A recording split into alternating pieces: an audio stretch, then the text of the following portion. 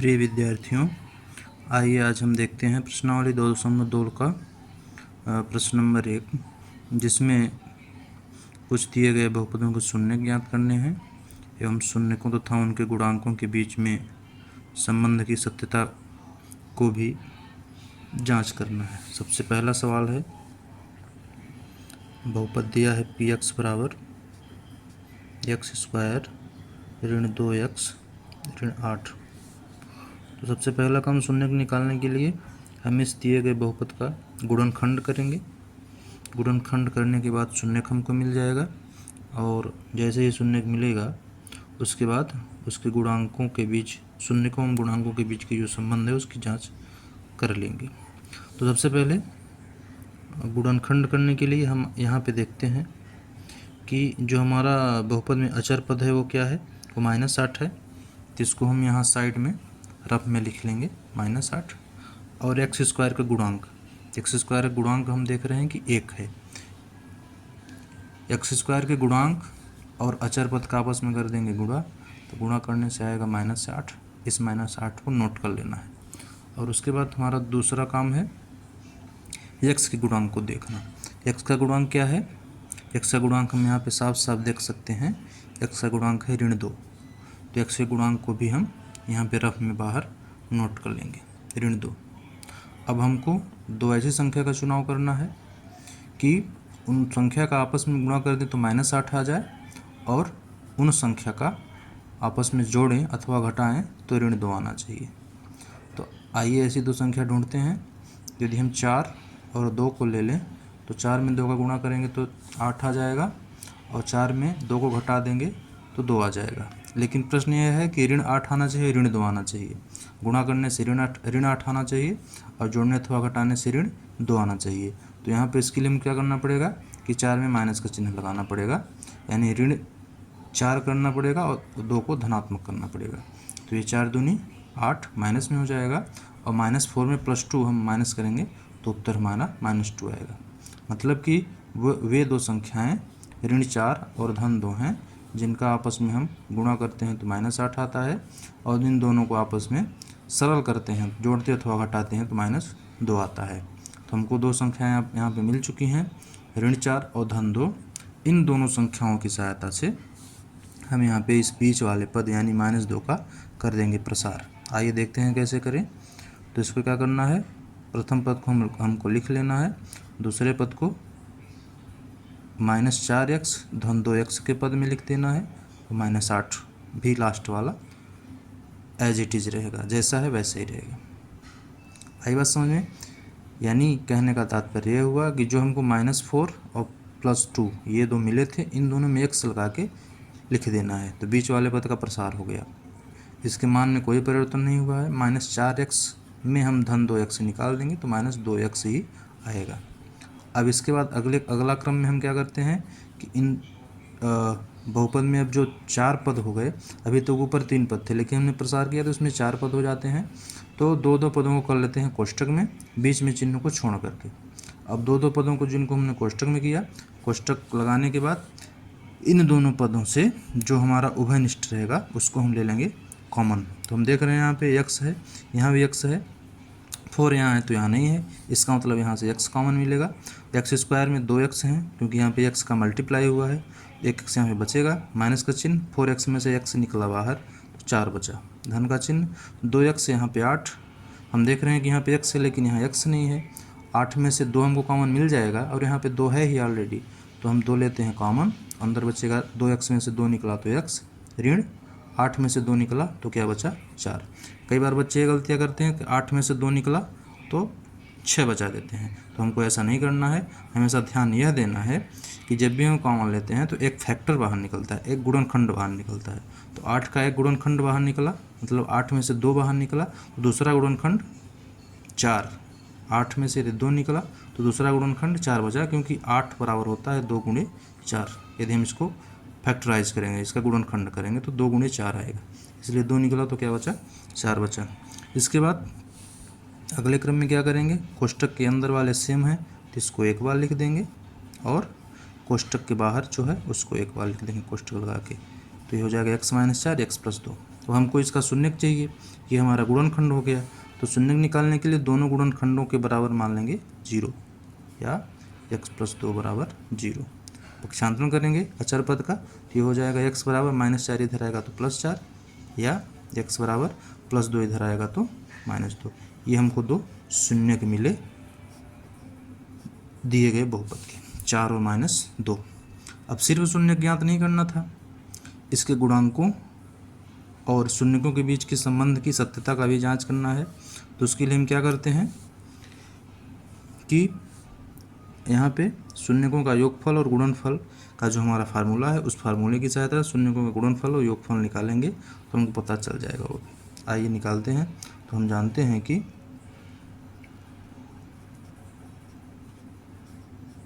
शून्यकों का योगफल मतलब अल्फा प्लस बीटा, फार्मूला होता है -b/a। और यहाँ बहुपद में a, b, c का मान हमको मिल जाएगा। इस बहुपद x² - 2x - 8 की तुलना हमको ax² + bx + c से कर देंगे। तो यहाँ पे a का मान मिलेगा हमारा 1, b का मान मिलेगा -2, c का मान मिलेगा -8। ध्यान देना, यहाँ पे इसकी तुलना करेंगे ax² + bx + c। ये बहुपद का व्यापक रूप होता है। तो a के स्थान पे x² का जो गुणांक है वो a का मान होगा।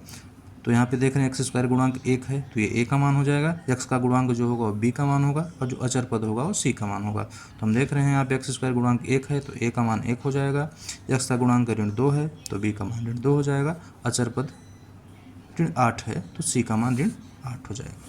यहाँ पे मानों को रख देंगे तो ये हो जाएगा अल्फा प्लस बीटा बराबर माइनस b का मान -2 बटे a का मान 1, माइनस माइनस हो जाएगा प्लस, तो उत्तर आ जाएगा 2। मतलब अल्फा प्लस बीटा शून्यकों का योगफल कितना आ गया 2। अब इसके आगे हमको शून्यकों का निकालना पड़ेगा गुणनफल। गुणनफल निकालने के लिए आइए हम निकाल देते हैं अल्फा इंटू बीटा शून्यकों का गुणनफल। तो अल्फा इंटू बीटा क्या हो जाएगा, अल्फा इंटू बीटा बराबर फार्मूला होता है c/a। आपका फार्मूला ज़रूर याद कर लेना है। यदि आपको फार्मूला याद नहीं होगा तो ये सवाल लगाने में थोड़ी सी कठिनाई यहाँ पे होगी। c का मान हमने निकाला है यहाँ पे -8, हम देख सकते हैं, और a का मान तो 1 है, तो c के स्थान -8 बटे a का मान 1, मतलब क्या आएगा -8। शून्यकों का गुणनफल आ गया -8। बस ये सवाल हल हो गया। हम यहाँ पे देख सकते हैं कि शून्यकों का योगफल यानी अल्फा प्लस बीटा आया है +2 और शून्य का गुणनफल -8 आया है। संबंध की सत्यता का जांच करने से मतलब यह होता है कि हमने ये जो शून्यक निकाला है, दो शून्यक हमको 4 और ऋण 2 मिले हैं, तो इनका हम गुणनफल करें तो वही आएगा जो हमको सूत्र से गुणनफल निकालने पे मिला है, और इन दोनों का योगफल करें तो वही आना चाहिए जो हमने अल्फा प्लस बीटा करके निकाला है। तो इसको हम यहाँ पे रफ में चेक भी कर सकते हैं। बाकी हमको सवाल में एज इट इज़ कर देना है इतना, ये हमारा सवाल पूरा हल हो गया। आप अपने समझ के लिए ध्यान दीजिए, जो हमने शून्य निकाला है रफ में देखना थोड़ा सा। x का मान आया है 4 और x का मान आया है -2। इन दोनों का आपस में गुणा करो तो ये हो जाएगा 4 दूनी 8, एक प्लस में एक माइनस में, तो उत्तर आएगा -8। हमने देखो यहाँ पे गुणनफल आया है -8, मतलब कि हमारा ये सही है। अब इनका योगफल निकालो तो 4 में से हमको -2 को जोड़ना पड़ेगा, तो प्लस माइनस प्लस वाला भाग जाएगा, तो 4 में से 2 निकले कितना आएगा 2 आएगा। मतलब शून्यकों का योगफल करने से 2 आ रहा है और गुणनफल करने से -8 आ रहा है, जो कि हमने यहाँ पे निकाला हुआ है -8 और धन 2, मतलब कि हमारा सवाल पूरी तरह सही है। अब इसके बाद आइए दूसरा सवाल देखते हैं। दूसरे सवाल में भी यही सेम काम करना है। दूसरा सवाल हमारा कह रहा है 4s² - 4s + 1।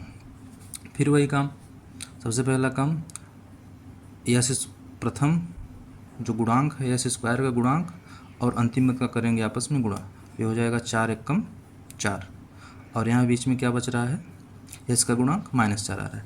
दो ऐसी संख्या का चुनाव करना कि गुणा करने से +4 आए और जोड़ने से -4 आए, तो वो दो संख्याएं हो जाएंगी -2 और -2, -2 और -2। आप रफ में कर सकते हैं, इसमें आएगा इन दोनों गुणा करने से माइनस माइनस गुणा हो जाएगा, प्लस आएगा, माइनस का माइनस में गुणा तो +4 और -2 आपस में ऐड हो जाएगा, लेकिन रहेगा माइनस का चिन्ह है तो -4 आ जाएगा।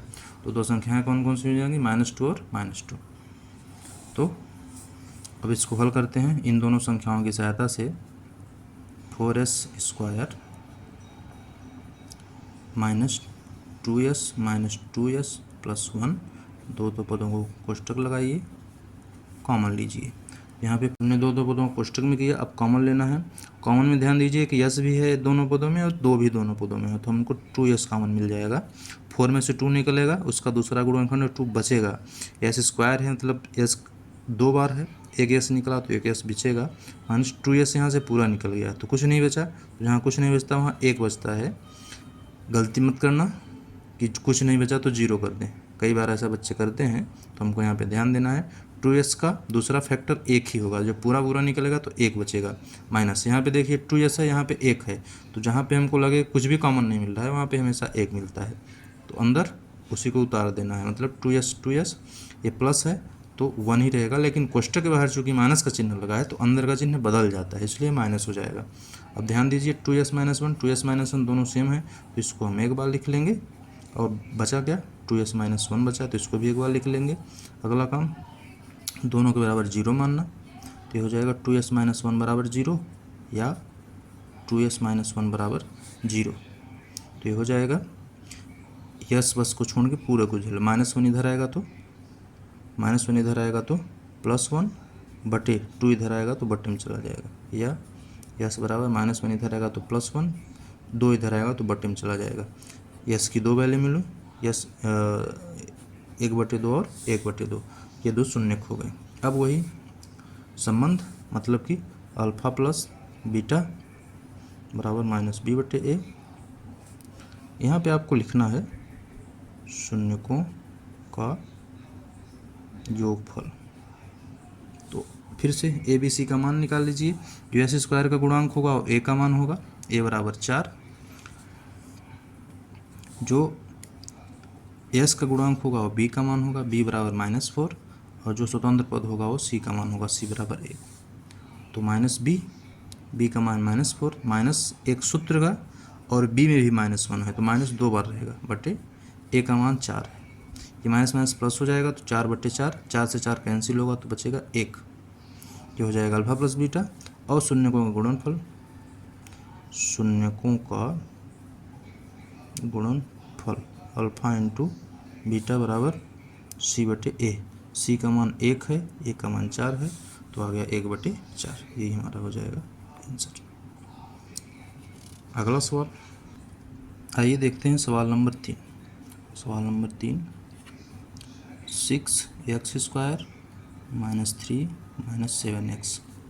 अब इसमें भी वही काम, x² गुणांक चेक करना है। यहाँ पे 6 है और सबसे लास्ट में 7। अरे सॉरी, ये आपको ध्यान दीजिए, यहाँ पे थोड़ा बहुपद जो है तो ठीक ठाक नहीं लिखा है, मतलब कि ax² + bx + c के जैसा नहीं लिखा है। इसमें x वाला पद बाद में कर दिया है और अचर पद बीच में कर दिया है, तो पहले इसको हमको व्यवस्थित कर लेना है। ये हो जाएगा 6x² -7x को इधर करो और -3 को इधर करो। अब ये बहुपद हमारा सही हो गया, ax² + bx + c के जैसा हो गया।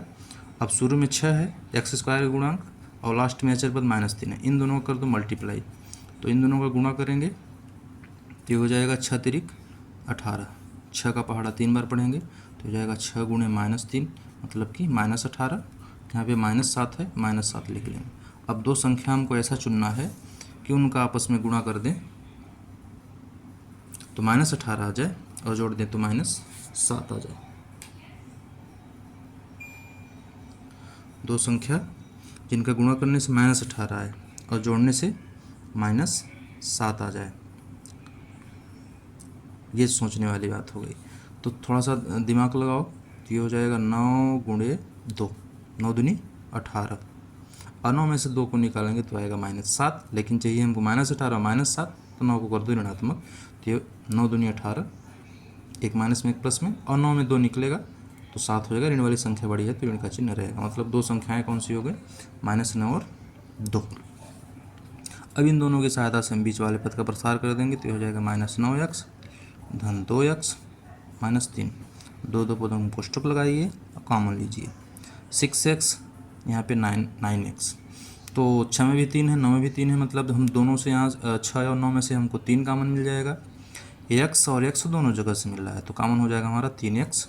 6 में से 3 निकलेगा तो 2 बचेगा, एक्स स्क्वायर में से x निकलेगा तो x बचेगा, माइनस 9 में से 3 निकला तो 3 बचा, क्योंकि 3 त्रिकाई 9, x तो पूरा निकल गया तो कोई बात नहीं, धन 2x यहाँ पे 3। हम देख रहे हैं कि यहाँ पे कुछ भी कॉमन नहीं मिला है, x वाला पद यहाँ है तो यहाँ नहीं है, 2 यहाँ है तो 3 में से हम 2 बाहर नहीं निकाल सकते, क्योंकि 3 का कोई भी गुणनखंड 2 नहीं होता।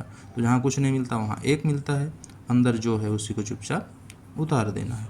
2x माइनस 3, 2x माइनस 3 दोनों सेम है तो इसको एक बार लिख लेना है, और जो बाहर बचा है उनको भी कोष्ठ लगा के एक बार लिख देना है।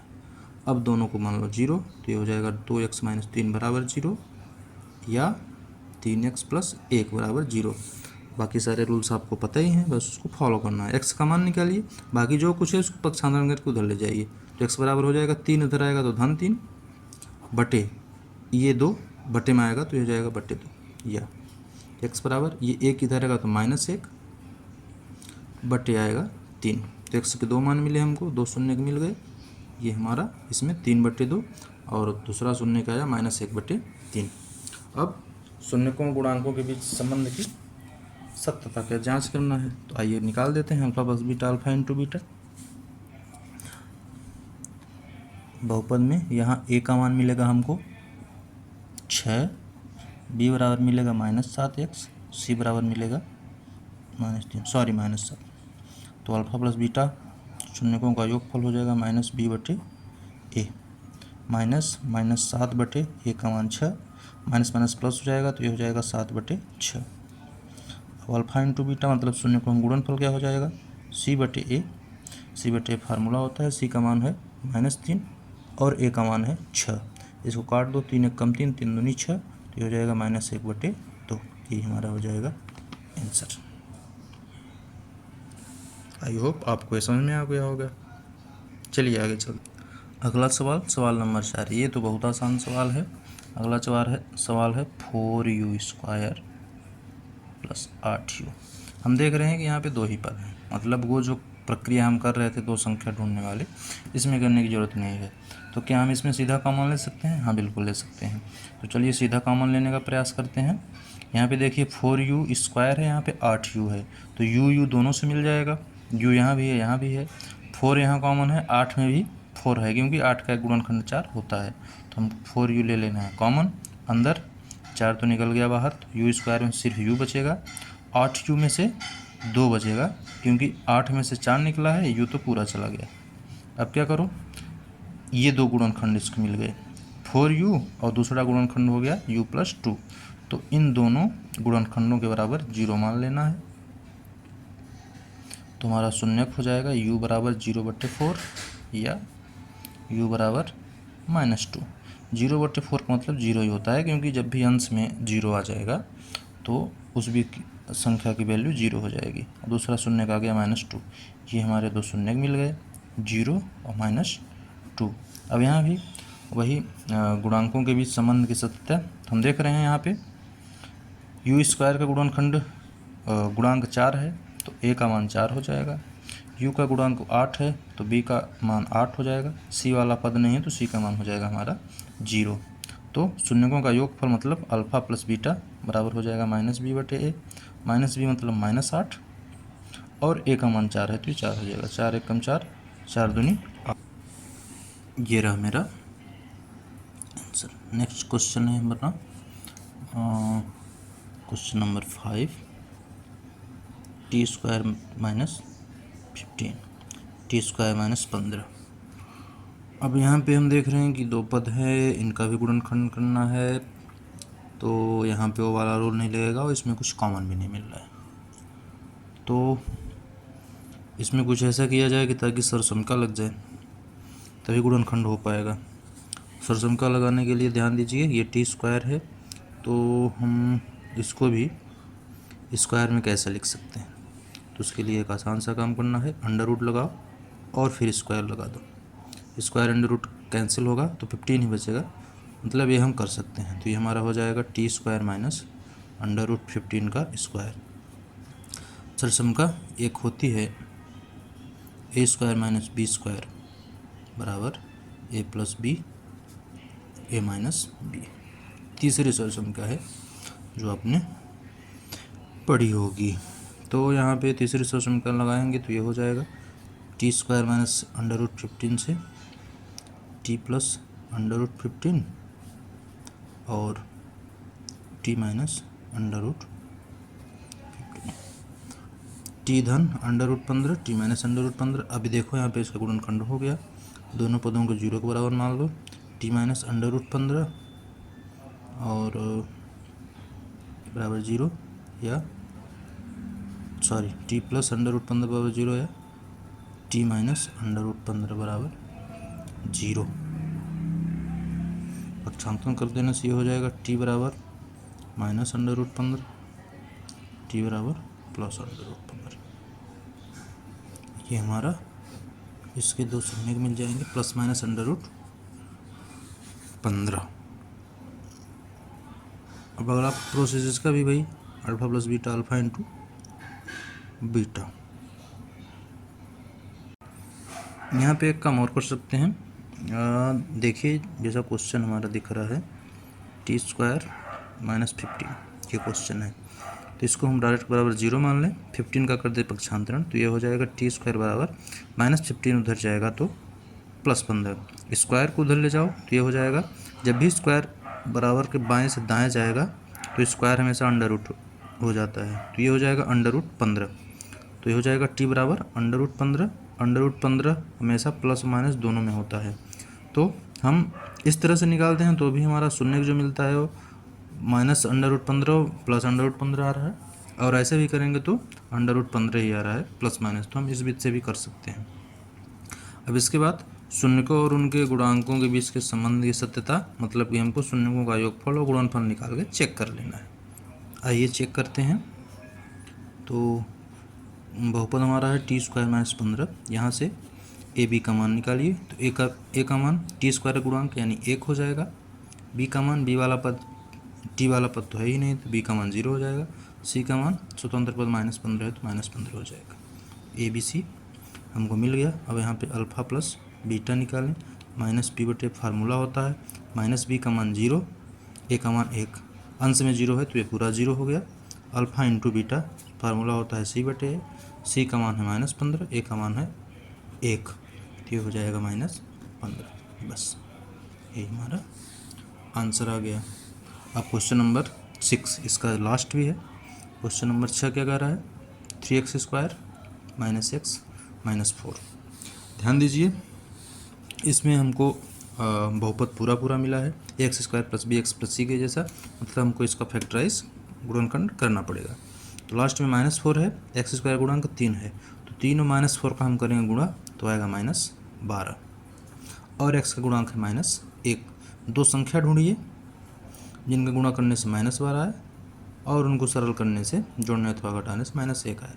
वो दो संख्याएं हो जाएंगी हमारा 4 और 3, 4 तिहाई 12 और 4 में से 3 निकलेगा तो आएगा 1, लेकिन ऋण में है तो 4 हमारा ऋण में कर देने से हमारा काम बन जाएगा। तो ये हमारा हो जाएगा 3x square minus 4x plus 3x minus 4।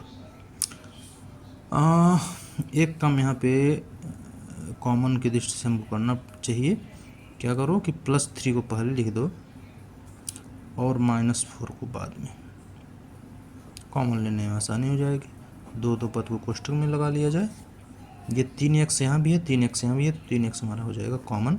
3x square है तो 1x यहाँ बचेगा, प्लस 3x पूरा निकल गया तो 1 बचेगा। यहाँ पे 4x है यहाँ पे 4 है तो यहाँ पे से 4 कॉमन मिलेगा तो अंदर बचेगा x -1, लेकिन यहाँ माइनस का चिन्ह है तो अंदर वाला चिन्ह हमारा चेंज हो जाएगा। x + 1 एक बार लिख लिया जाए, x + 1 बराबर 0 या 3x + 4, ये 3x + 4 बराबर 0। पक्षांतरण कर दो तो x का मान -1 या x बराबर +4 उधर जाएगा तो -4 बटे 3, ये हमारा दो शून्य मिल गए। अब डायरेक्ट हमको ए बी सी का मान निकाल के अल्फ़ा प्लस बीटा निकाल देना है, अल्फ़ा इंटू बीटा निकाल देना है। ए का मान एक्स स्क्वायर गुणांक जो रहता है यानी 3, बी का मान एक्स का गुणांक जो रहता है यानी -1, सी का मान जो स्वतंत्र पद है यानी -4। तो अल्फा प्लस बीटा हो जाएगा -b बटे ए माइनस बी -1, तो -1 बटे ए, 3 माइनस माइनस प्लस हो जाएगा यानी 1/3 अल्फा इंटू बीटा गुणनफल सी बटे ए, गुणनफल सी बटे ए। तो सी का मान कितना है -4, ए का मान है 3, तो ये जाएगा -4/3। ये हमारा हो जाएगा आंसर। इस तरह से ये हमारा क्वेश्चन नंबर 1.2 का समाप्त होता है। इसमें कुल 6 क्वेश्चन हैं, 6 के हमको शून्यक निकालने हैं और शून्यकों और गुणांकों के बीच के संबंध की सत्यता की भी जांच करनी है, जो हमने सीख लिया। यदि आपको इसमें किसी भी प्रकार की दिक्कत आती है तो आप कमेंट बॉक्स में ज़रूर लिखिए। मैं कोशिश करूँगा कि आपके सारे डाउट्स क्लियर करूँ। वीडियो को लाइक करिए, शेयर करिए, सब्सक्राइब करिए। धन्यवाद। अब आइए आगे देखते हैं 2.2 का ही क्वेश्चन नंबर 2, लेकिन उससे पहले हम एक फार्मूला देख लें। द्विघात समीकरण बनाने के लिए एक फार्मूला होता है x square minus alpha plus beta into x plus alpha into beta बराबर 0। इसी फार्मूले का प्रयोग अभी क्वेश्चन नंबर 2 में होगा, लेकिन उससे पहले एक बात जानना हमको और आवश्यक है। जो भी हमने सवाल क्वेश्चन नंबर 1 में पढ़ा, वहाँ पे हमको शून्यकों का योगफल और गुणनफल निकालना सीखा। तो शून्यकों का योगफल, शून्यकों का योगफल, द्विघात बहुपद के 2 शून्यक होते हैं, एक को हम अल्फा कहते हैं और दूसरे को कहते हैं बीटा। शून्यकों का योगफल मतलब इन दोनों का योग, यानी अल्फा और बीटा का योगफल। फार्मूला होता है -b बटे ए, और शून्यकों का गुणनफल मतलब कि अल्फा का गुणा बीटा में, अल्फा इंटू बीटा बराबर होता है c बटे ए। ये दोनों फार्मूले अति महत्वपूर्ण है। इसको याद हम इस दृष्टि से भी करें कि हमको क्वेश्चन निकालने के लिए इसका यूज होता है, और दूसरा इस दृष्टि से भी अनिवार्य है याद करना कि कई बार हमारे वार्षिक परीक्षा में विकल्प में भी रिक्त स्थान, सही विकल्प, सही गलत, कहीं ना कहीं घुमा के इसको पूछ देता है। तो हमको इस अध्याय से मुख्य रूप से इन 3 फार्मूलों को जरूर याद कर लेना है। ये दोनों alpha plus beta, alpha into beta, और द्विघात बहुपद निकालने के लिए एक ही फार्मूला। वास्तव में फार्मूला द्विघात समीकरण का होता है, लेकिन द्विघात समीकरण हम निकालने के बाद इसी को द्विघात बहुपद के रूप में कन्वर्ट कर देंगे।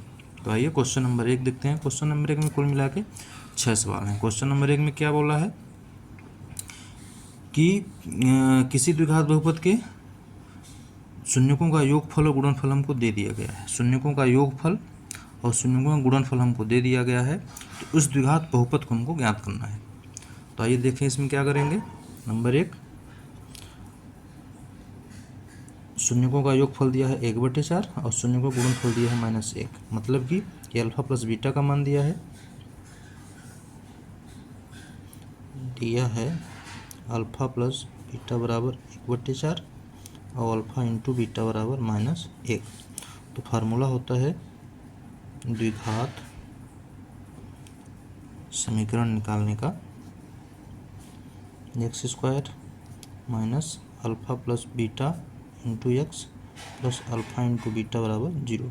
अब आपको ध्यान देना है कि फार्मूला मैं बार बार नहीं लिखूंगा, आप इसको अच्छे से तैयार कर लेंगे।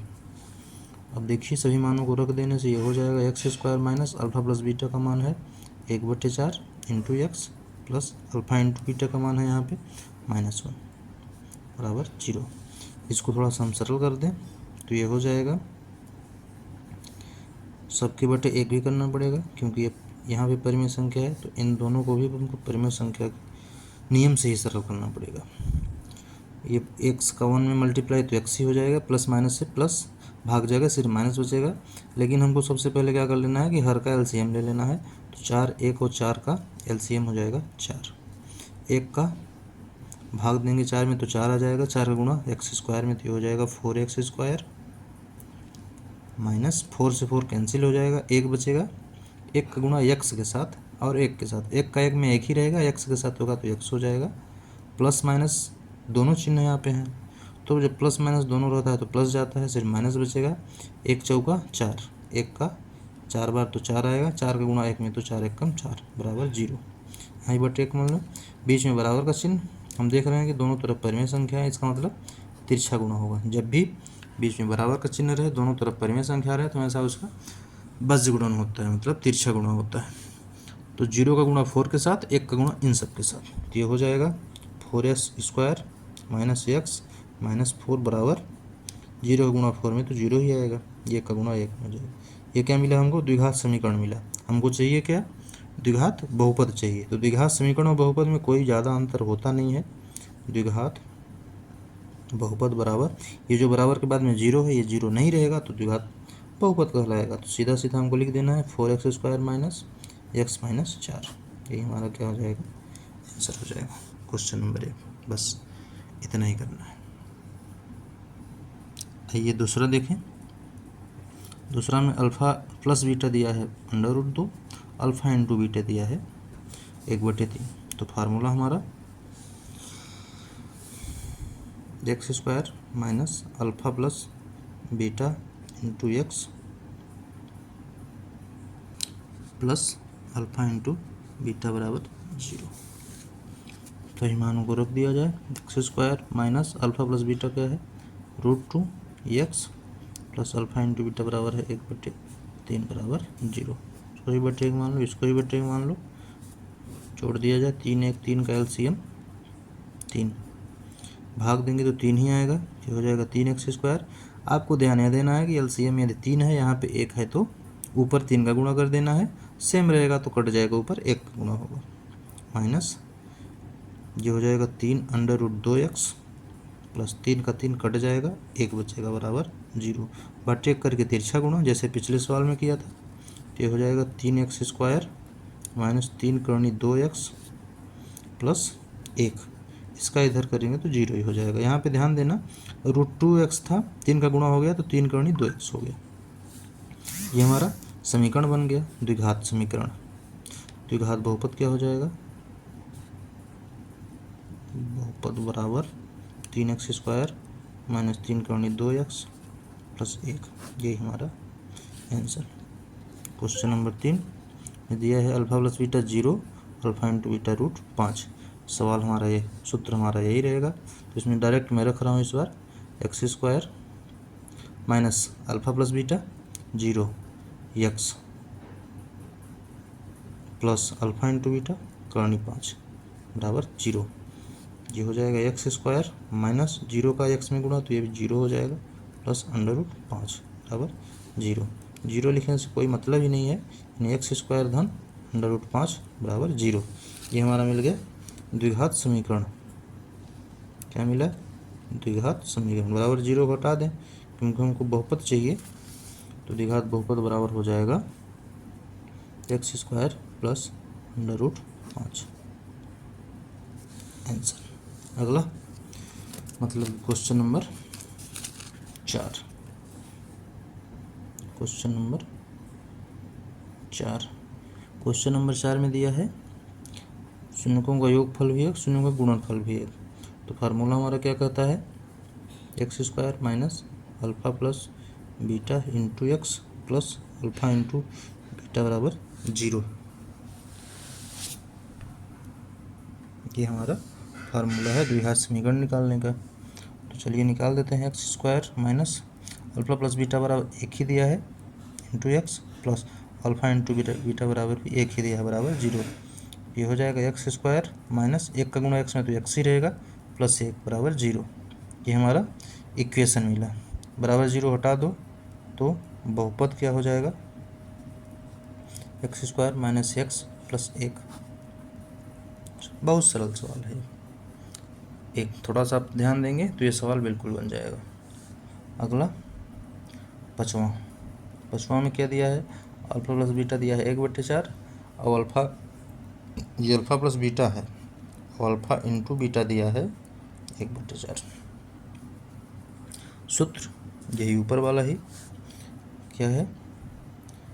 द्विघात समीकरण बराबर x² minus alpha plus beta into x plus alpha into beta बराबर 0। तो ये हो जाएगा